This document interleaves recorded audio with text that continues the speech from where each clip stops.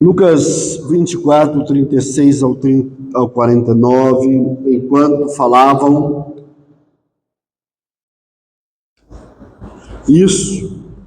sobre isso, o próprio Jesus apresentou-se entre eles e lhes disse: paz seja com vocês.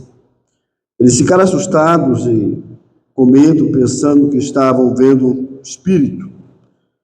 E lhes disse: por que vocês estão perturbados e por que se levantam dúvidas no coração de vocês? Vejam as minhas mãos, os meus pés. Sou eu mesmo. Toquem-me e vejam. O espírito não tem carne nem ossos, como vocês estão vendo que eu tenho. Tendo dito isto, mostrou-lhes as mãos e os pés. E por não crerem ainda, tão cheios estavam de alegria e de espanto, ele lhes perguntou: vocês têm aqui algo para comer? Deram-lhe um pedaço de peixe assado e ele comeu na presença deles. E disse-lhes: foi isso que eu lhes falei quando ainda estava com vocês. Era necessário que se cumprisse tudo o que a meu respeito estava escrito na lei de Moisés, dos profetas e nos salmos. Então lhes abriu o entendimento para que pudesse compreender as Escrituras. E lhes disse: está escrito que o Cristo haveria de sofrer e ressuscitar dos mortos no terceiro dia, e que em seu nome seria pregado arrependimento para perdão de pecados em todas as nações, começando por Jerusalém. Vocês são testemunha dessas coisas. Eu lhes envio a promessa de meu Pai, mas fiquem na cidade até serem revestidos do poder do alto. Pai, tua palavra é santa, inspirada, sagrada, e ela foi nos entregue, Pai, para ensinar, repreender, corrigir e educar. Que o Espírito Santo use essa palavra e nos abençoe nessa noite, em nome de Jesus. Amém. Os irmãos possam sentar.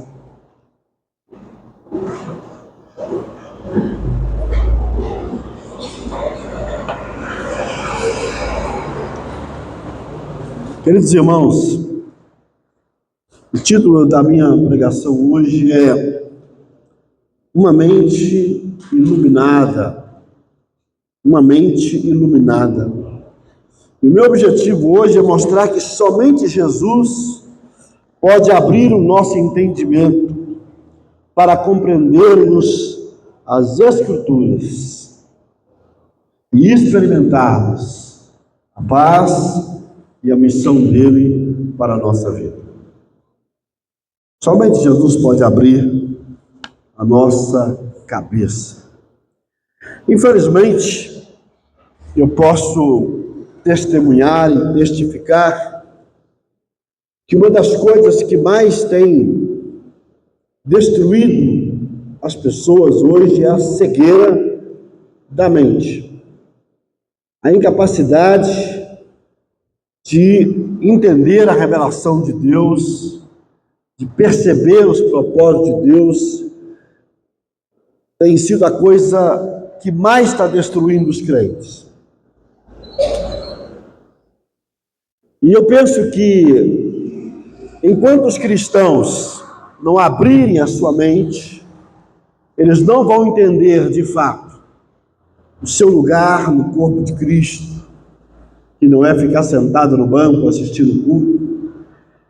Se a mente dos crentes não forem aberta, eles não vão entender a sua missão nesse mundo, o papel deles na sociedade. Vão continuar vivendo como qualquer pessoa, sem fazer diferença, sem ser sal e sem ser luz. Tudo isso se deve à cegueira da mente. Eu penso que a gente pode falar em 4 tipos de cegueira da mente. O primeiro tipo a gente poderia chamar de uma cegueira psicológica. É quando a mente está de tal maneira enviesada que ela não consegue enxergar o óbvio diante dela. Você pega, por exemplo, uma pessoa apaixonada. Não obstante a todos os sinais que o namorado dá, não obstante a todos os conselhos dos amigos e pais, ela consegue continuar namorando, por exemplo, um narcisista, opressor, manipulador, tóxico, porque ela está cega mentalmente. Ouvi uma história que me chocou. Um rapaz disse que ele fez um acordo com a namorada. Não conversar nada, absolutamente nada sobre eles com ninguém. Nem com o pai, nem com um amigo, com ninguém. Por que esse rapaz fez isso? Porque ele queria blindar de tal maneira a relação para que ninguém interferisse. Isso é controle, isso é manipulação. E a pessoa aceita, porque ela é cega mentalmente. Mas há um segundo tipo de cegueira que eu vou chamar de cegueira demoníaca, que é quando o demônio cega o entendimento das pessoas para que elas não entendam o Evangelho. Está lá em 2 Coríntios capítulo 4. Deus desse século cegou o entendimento dos incrédulos para que eles não entendessem o Evangelho. Essa é a cegueira demoníaca. O diabo tem impedido as pessoas de ouvir e compreender o Evangelho. Há um terceiro tipo de cegueira que eu poderia chamar de cegueira profética. Lá em Isaías capítulo 6, 9 ao 10, o Senhor disse ao Isaías, logo após ter chamado ele: você vai pregar a palavra, eles vão ouvir e não vão entender. Paradoxo lógico. Vão ouvir, mas não vão entender. E Jesus aplicou isso aos fariseus no capítulo 13 de Mateus. Eles vão ouvir e eles não vão entender. É uma cegueira profética. O próprio Senhor cegou eles, para que eles não entendessem, como forma de julgamento sobre eles. Mas há um quarto tipo de cegueira que eu vou chamar de cegueira espiritual, que é aquela que está lá em Efésios 1:18. O apóstolo Paulo ora para que Deus abra os olhos da mente dos cristãos, para entender, para compreender. E eu pergunto, por que Paulo ora para que Deus abrisse os olhos da mente deles? Porque Paulo percebeu dentro da igreja crentes, convertidos, mas que ainda estavam cegos mentalmente, não entendia. Para que eles crescessem na fé, eles precisavam que a mente deles ficasse aberta. Então Paulo disse, eu oro para que Deus abra a cabeça de vocês. Então há um tipo de cegueira que atinge os crentes. Fica na igreja 10, 15, 20 anos e não faz diferença. Não faz diferença na igreja, não faz diferença na sua família, não faz diferença na sua faculdade, porque ele está cego. Ele não compreende quem é Deus e o que Deus espera dele. Ele não compreende o seu lugar no corpo de Cristo e nem a sua missão no mundo. O texto que nós lemos trata da ressurreição. Todo o capítulo 24 é um capítulo sobre a ressurreição. Esse é o grande tema que amarra todo o capítulo 24 de Lucas. Mas é interessante observar 3 textos que chamam a atenção no capítulo 24. O primeiro está no verso 16. Olha aí. 24:16. Mas os olhos deles foram impedidos de reconhecê-lo. Cegueira da mente. Os olhos viram Jesus, olhavam para Jesus, mas não reconheciam Jesus. Agora, olha para vocês verem, por favor, o verso 36, 31.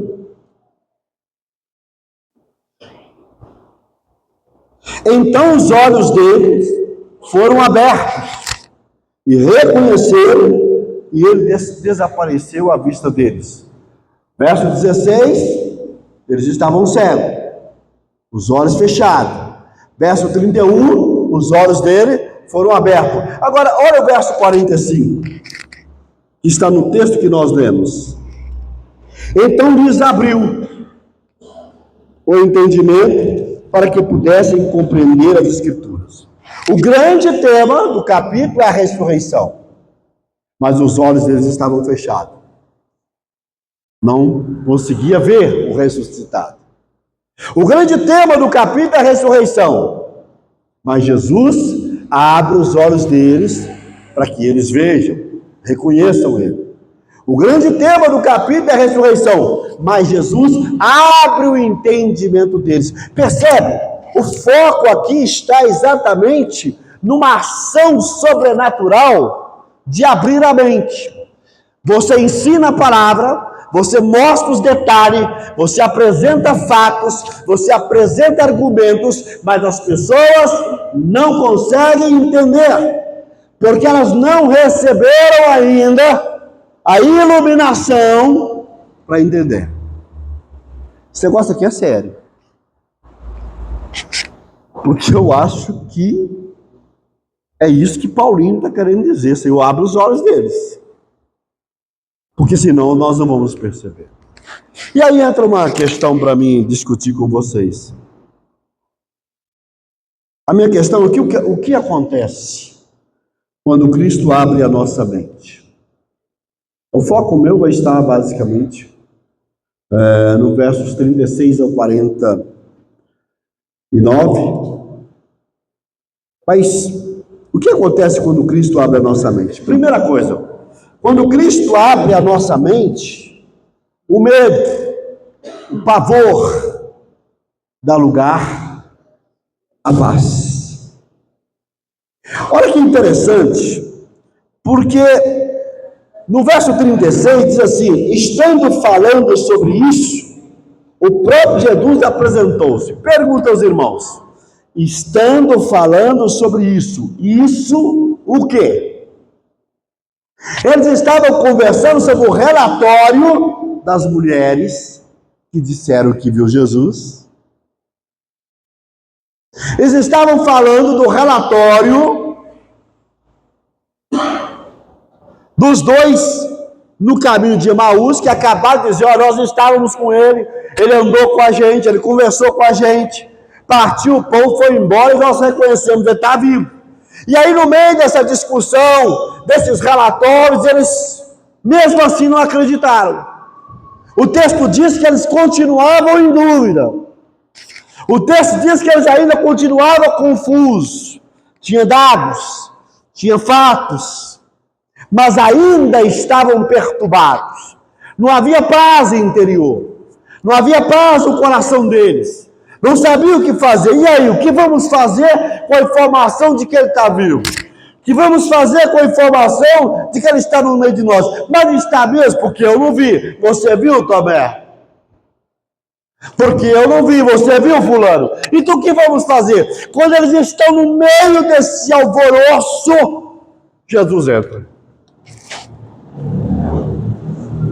Jesus entra, apresenta para eles. E logo após apresentar-se, diz: paz seja com vocês. A presença de Jesus precedeu a paz. Paz seja convosco. Paz seja com vocês. Mas a dúvida no coração deles era tão grande que eles acharam que era um espírito. Deve ser um espírito que está aparecendo aqui nessa sala. Lembra do texto que eu preguei na quarta-feira? Eles confundem Jesus com um fantasma. Deve ser um fantasma. Deve ser um espírito andando sobre as águas.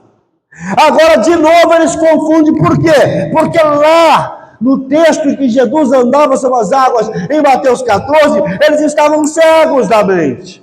Eles não tinham olhos espirituais para ver Jesus. E aqui da mesma forma, eles não conseguem olhar e ver Jesus. Eles olham e dizem: é um espírito. E aí Jesus, para fundamentar a sua palavra de paz, porque a alma estava perturbada, Jesus começa a apresentar argumentos de que ele estava vivo. Ele começa a apresentar argumentos. Agora imagina, Jesus aparece aqui e é necessário apresentar argumentos que está vivo. Porque eu estou olhando para ele, mas não acredito. Eu estou conversando com ele, mas não acredito. Eu estou ouvindo a voz dele, não acredito. E aí ele começa a apresentar argumentos. Olha o que diz o texto. Verso 38. Ele disse: por que vocês estão perturbados? E por que se levantam dúvida no coração de vocês? Vejam as minhas mãos e meus pés. Gente, olha aqui minha mão. Gente, olha aqui meu pé, os cravos. E ele continua. Vejam minhas mãos e meus pés. Sou eu mesmo. Lembra lá em Mateus 14, quando os discípulos acham que Jesus é o fantasma? Qual foi a palavra dele? Sou eu. Resgatando a ideia do eu sou do Antigo Testamento. Sou eu. E aqui ele diz, sou eu. Continua. Vejam as minhas mãos e meus pés. Sou eu mesmo. Toquem-me e vejam. Além de mostrar, ele diz, toca em mim, vem cá, pode tocar. E aí ele diz assim, um espírito não tem carne nem ossos. Vem cá, toca em mim. Quer dizer, irmãos, eu estou olhando para Jesus. Ó, Jesus se apresenta, Jesus declara paz, Jesus diz que é ele, Jesus mostra as mãos, Jesus mostra o pé, fala de novo, sou eu. Espírito não tem osso nem carne, sou eu. Como vocês estão vendo, e eu tenho. Sou eu. Pergunta aos queridos, diante de todos esses dados, você teria dúvida? Diante de todos esses detalhes, você continuaria descrendo? Irmãos, imagina, pensa comigo, o nível de cegueira da mente. E aí, irmãos, ele diz o verso 40, tendo dito isto, mostrou-lhe as mãos e os pés. De novo, a mão, o pé. Mas olha o verso 41. E por não crerem, Jesus se apresenta, Jesus dá a paz, Jesus mostra a mão, mostra o pé, Jesus diz sou eu, Jesus argumenta, osso não tem, espírito não tem osso, espírito não tem carne, mostra os pés e as mãos de novo, e a conclusão do versículo, eles não creram. É o que eu estou chamando aqui de cegueira da mente espiritual. Aí Jesus vai apelar para um outro argumento. Verso 41. E por não crerem, ainda tão cheios estavam de alegria e de espanto, lhes perguntou: vocês têm algo para comer? Esse foi o último argumento. Espírito, como? É isso mais ou menos que Jesus queria dizer. Não dá algo para comer. Vamos comer. Vocês estão duvidando de mim? Vamos comer. Tem alguma coisa aí? Tem peixe. Traga aí o peixinho frito aí. Vamos comer. Jesus apela para a comida, para provar para eles que ele estava vivo. Deram-lhe um pedaço de peixe assado e ele comeu na presença deles. Percebe, irmãos?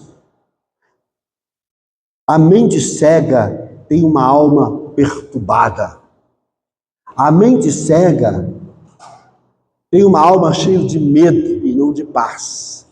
A mente cega tem uma alma cheia de dúvida e não de certeza.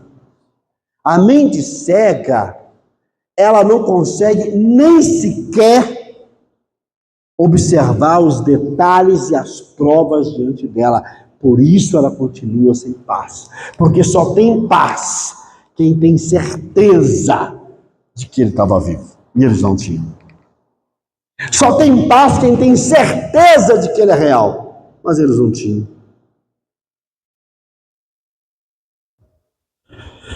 Queridos irmãos, eu vou para o segundo ponto, porque eu não quero demorar aqui hoje. Nós mudamos o horário, hoje tem ceia.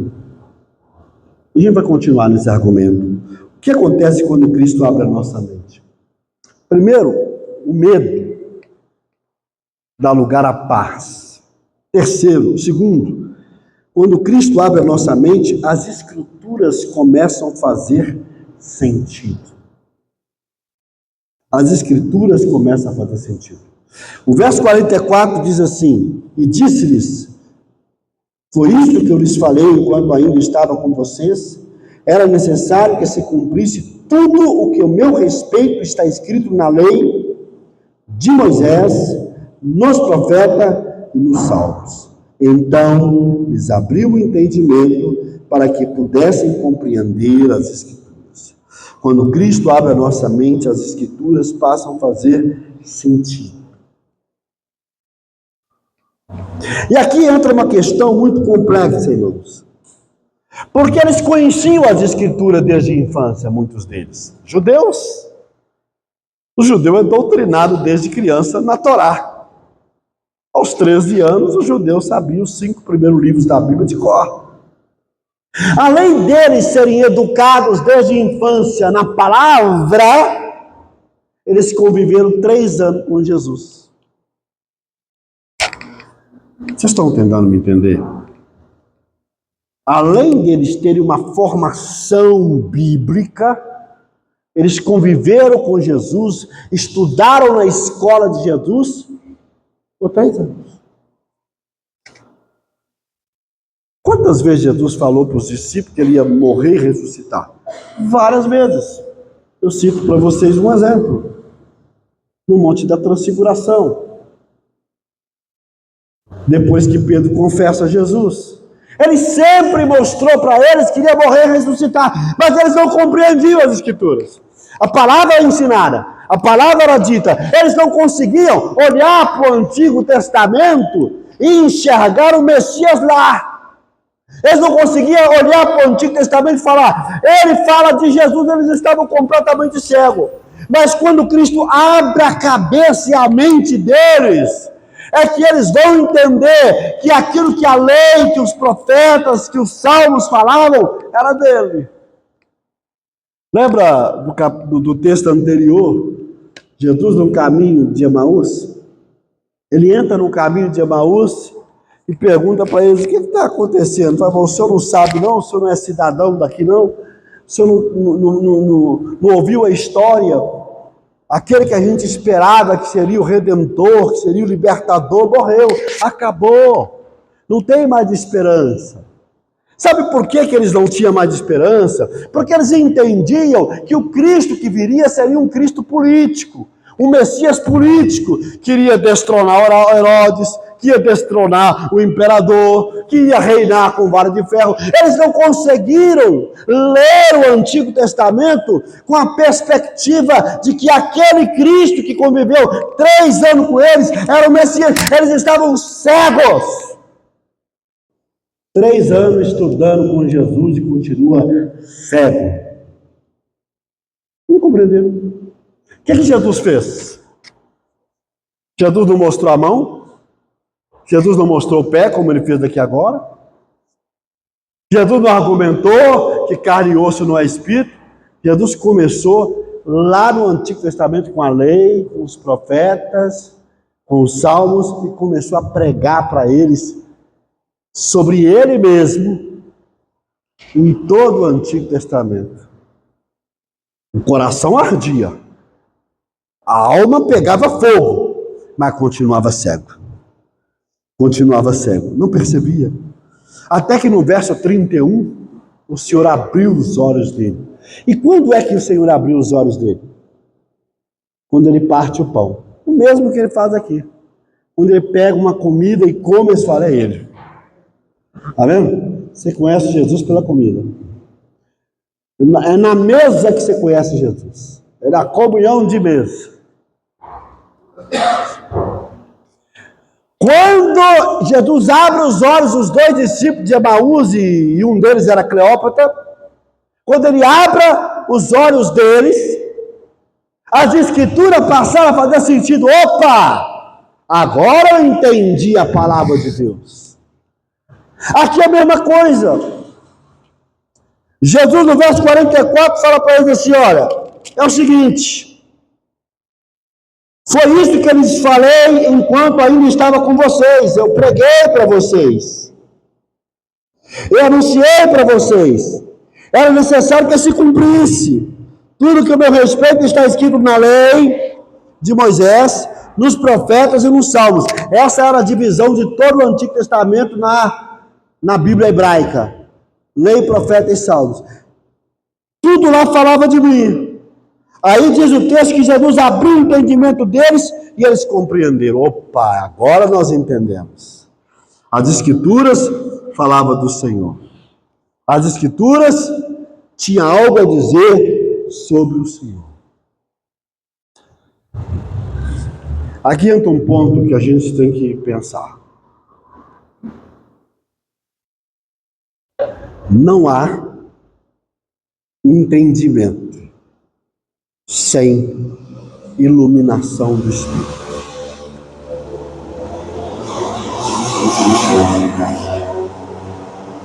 É por essa razão que muito crente fica lendo a Bíblia, lendo a Bíblia, lendo a Bíblia. Sabe o que você tem que fazer? Deixa eu ensinar um versículo para vocês. 2 Timóteo 2,7. Olha que lição interessante. Paulo diz assim em 2 Timóteo 2,7. Reflita no que estou dizendo, pois o Senhor dará a você entendimento de tudo. Duas coisas. Reflita sobre o que eu estou dizendo e o Senhor lhe dará entendimento de todas as coisas. As duas coisas andam junto, igreja. Se eu quero entendimento de tudo, se eu quero a iluminação de Deus, eu preciso refletir, pensar, meditar nas Sagradas Escrituras. Como que você vai ter entendimento se você é preguiçoso e não lê Bíblia? Se você é preguiçoso e não estuda a Bíblia? Não tem como. Paulo está dizendo, reflita, estude, medite, pense, que ele vos dará entendimento. O entendimento não vai vir para quem não estuda, para quem não reflete, para quem não pensa, para quem não medita. As duas coisas têm que andar junto. Você sabe o que é ler a Bíblia? É passar os olhos pelo texto, de Gênesis Apocalipse. Já li a Bíblia toda esse ano e terminei agora de ler todo o Novo Testamento na Bíblia de Jerusalém, católica. Então já li, estou indo para a segunda leitura da Bíblia toda esse ano. A leitura é passar os olhos no texto. Meditar é demorar no texto. Entendeu? Demora em algum texto. Demora em algum tema do texto. Demora em algum assunto do texto. Pare. Deixa eu meditar nisso aqui. Deixa eu fazer uma pesquisa. Deixa eu olhar um comentário. Deixa eu olhar um livro. Deixa eu ir num site bom, reformado, para ver se eu entendo. Agora, a pessoa não reflete e quer iluminação. E quer entendimento.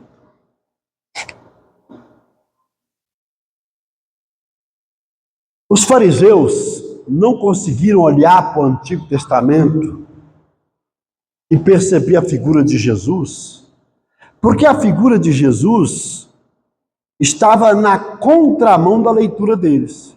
Porque eles liam o Antigo Testamento assim: vai vir um Messias, ele é poderoso, tem dons espirituais, ele dará o Espírito Santo a todo mundo, ele vai estabelecer o reino, ele vai destronar Herodes, ele vai destronar o imperador, mas eles não conseguiram olhar para Isaías, capítulo 53, que fala do servo sofredor, que foi esbofeteado, que teve seu rosto desfigurado, que pelas suas pisaduras nós somos curados. Eles não conseguiram olhar para Isaías 53 e ver Jesus. Por exemplo, quando Filipe evangeliza o eunuco, no capítulo 8, o que é que o eunuco estava lendo? Isaías 53. Ele não conseguia olhar para aquele texto e ver o Jesus da Palestina. Mas quando o Filipe explica para ele, ele vai entender que aquele versículo está falando de um Jesus que já veio, que já morreu, que já ressuscitou, que foi assunto ao céu. E aí o eunuco converte, é batizado e vai para a Etiópia. E com certeza abriu lá a primeira igreja africana, na Etiópia. Quando Jesus abre a nossa mente, as Escrituras passam a fazer sentido. A mensagem do Evangelho passa a fazer sentido. Isso é o problema, a gente está cego, a gente não consegue entender as Escrituras. Terceiro lugar, o que acontece quando Cristo abre a nossa mente? Quando Cristo abre a nossa mente, entendemos o plano da salvação. Olha o verso 46 e 47. Vou repetir para quem está anotando. Quando Cristo abre a nossa mente, entendemos o plano da salvação, versos 46 a 47. Olha o que diz aí o 46.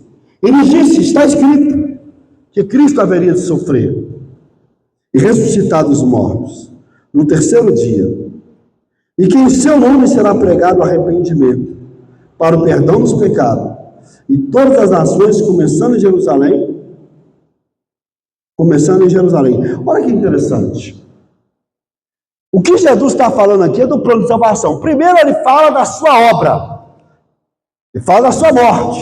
Ele está falando da cruz dele, olha. Ele está falando do sofrimento. Está escrito que Cristo haveria de sofrer, vai morrer na cruz do Calvário. Ele fala da ressurreição dele. Isso é o Evangelho. Ele vai ressuscitar dos mortos no terceiro dia. Ou seja, primeiro ele começa a dizer que a salvação só vai acontecer por meio da sua morte e ressurreição. E aí, em segundo lugar, ele fala que esse plano de salvação tem que ser pregado. Continua ele. Em seu nome seria pregado arrependimento para o perdão dos pecados. Ele morreu, ressuscitou para perdoar os nossos pecados. E nós temos que ir pelo mundo e dizer para eles, Cristo morreu, ressuscitou para perdoar pecados. E ele diz que essa mensagem não pode ser só aos judeus, é a todas as nações, começando em Jerusalém. Ou seja, quando Cristo abre a nossa mente, nós entendemos qual é o plano da salvação. O plano da salvação é um só. Você é pecador, não pode salvar a si mesmo, está morto em seus delitos e pecados, mas Deus mandou Jesus, morreu no meu lugar, me substituiu na cruz para perdoar meus pecados, e eu tenho que falar isso para todo mundo. Eu tenho que dizer isso para todo mundo. Essa é a mensagem. Enquanto nós continuarmos cegos, nós não vamos entender o que Cristo fez por nós. E enquanto continuarmos cegos, nós não vamos dizer para o mundo o que Cristo fez por eles. Se eu não compreendo o que Cristo fez por mim, eu não vou conseguir explicar para o mundo o que Cristo fez por eles. Queridos irmãos, nós temos que ter a consciência de que compreender o Evangelho centrado na pessoa de Cristo e anunciar o Evangelho está associado, entrelaçado a todo aquele que nasceu de novo. Nasceu de novo, tem que compreender o Evangelho. Nasceu de novo, tem que explicar o Evangelho. Ah, eu não explico para ninguém, mas será que você sabe para você, pelo menos? Nós temos que ter consciência, queridos irmãos, dessa missão que está diante de nós. A nossa pregação não é sobre autoestima. A nossa pregação não é sobre realização pessoal. A nossa pregação não é sobre prosperidade.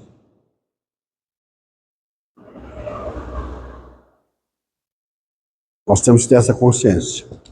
Quarto e último lugar. O que acontece quando Cristo abre a nossa mente? Quando Cristo abre a nossa mente, assumimos a nossa missão no mundo. Olha para vocês verem, vou repetir para os irmãos anotando, estão anotando. Quando Cristo abre a nossa mente, assumimos nossa missão no mundo, versos 48 ao 49. Jesus declara: vós sois testemunha dessas coisas. Olha o verso 48. Vocês são testemunha dessas coisas. Que coisas? Eu morri, eu ressuscitei, e que aquele que se arrepender vai ter os seus pecados perdoados. Vocês são testemunha disso. Aquele que abre a mente, ele se vê como testemunha de Cristo no mundo. Aquele que não abre a mente, não se vê como a testemunha de Cristo no mundo. Eles teriam que entender isso. Eles teriam que compreender essa verdade. Vocês são testemunhas. Não tem como vocês esconder essa mensagem que vocês acabaram de compreender. Não tem como vocês anular o que eu acabei de mostrar para vocês. Agora que a mente de vocês entenderam o que eu vim fazer e o que eu quero que vocês façam, façam. Entenderam o que eu acabei de dizer? Entenderam o que eu fiz por vocês? Agora vai e diga isso para o mundo. Agora, vocês não podem fazer isso sem um ingrediente. Qual é o ingrediente? Espírito Santo, verso 49. E eu lhes envio a promessa de meu Pai, mas fiquem na cidade até que sejam revestidos do poder do alto. Vocês são testemunha do que eu fiz, e como testemunha eu tenho que dizer para o mundo o que eu quero fazer na vida deles. Mas vocês precisam de uma coisa: poder. O capítulo 1 de Atos, eu estou pregando uma série em Atos, vou continuar, fique tranquilo. Estou pregando uma série em Atos, o capítulo 1 de Atos repete esse versículo. Capítulo 1 repete esse versículo. Porque ele disse que era para a gente ficar em Jerusalém até que do alto receber poder. Eles foram para o cenáculo e ficaram 10 dias orando, aguardando esse poder. Verso 8 do capítulo 1. E recebereis poder, e sereis o quê? Testemunha. Poder para testemunhar. Deus não dá poder para ficar no banco. Deus não dá poder para indiferentismo. Deus não dá poder para viver vida alienada. Ele dá poder para testemunhar. Jerusalém, Judeia, Samaria e confins da terra. E aqui ele diz que eles teriam que pregar esse evangelho a todas as nações, verso 47, começando por Jerusalém. Sem o Espírito Santo, não dá. Há 3 verdades que a mente iluminada compreende. Primeira verdade que a mente iluminada compreende: eu tenho um lugar para preencher no corpo de Cristo. Eu não existo para nada, eu existo para algo. É isso que está lá em 1 Coríntios, capítulo 12, a partir do verso 12. Eu ensino isso na minha terceira aula de discipulado para os batizandos. Está lá, a meditação minha sobre esse texto. Lá deixa claro que nós temos um lugar no corpo. Não tem membro do corpo inútil. Não tem membro do corpo em vão. Todo membro do corpo tem função. Então, a primeira verdade que a mente iluminada compreende é: eu tenho um lugar para preencher nesse corpo. E não é o banco. Segunda verdade que a mente iluminada compreende: eu tenho uma missão para cumprir nesse mundo. Eu sou testemunha. Eu não posso calar minha boca. Eu não posso deixar de falar do que eu tenho visto e ouvido. É isso que Joãozinho diz na sua primeira carta, capítulo 1. A mente iluminada compreende essa segunda verdade. Eu tenho uma missão nesse mundo. No meio dos meus familiares, no meio dos meus colegas, no meio do meu trabalho. E há uma terceira verdade que a mente iluminada compreende: eu não posso fazer nada disso sem o Espírito Santo.